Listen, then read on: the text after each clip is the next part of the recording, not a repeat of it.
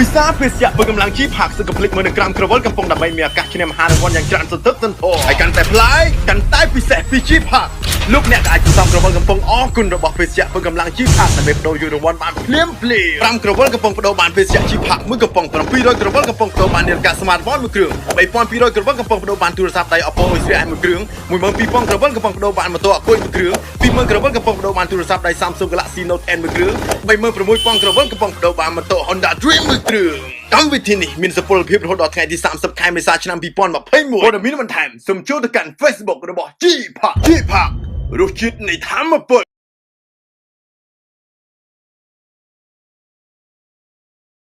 ពិសាភេសជ្ជៈបើកម្លាំងជីផាក់សឹកកំភ្លេចមើលនៅក្រាមក្រវល់កំពុងដើម្បីមានឱកាសឈ្នះមហារង្វាន់យ៉ាងច្រើនសន្ធឹកសន្ធាប់ហើយកាន់តែប្លែកកាន់តែពិសេសពីជីផាក់លោកអ្នកក៏អាចសន្សំក្រវល់កំពុងអរគុណរបស់ភេសជ្ជៈបើកម្លាំងជីផាក់ដើម្បីបដូរយករង្វាន់បានភ្លាម5ក្រវល់កំពុងបដូរបានភេសជ្ជៈ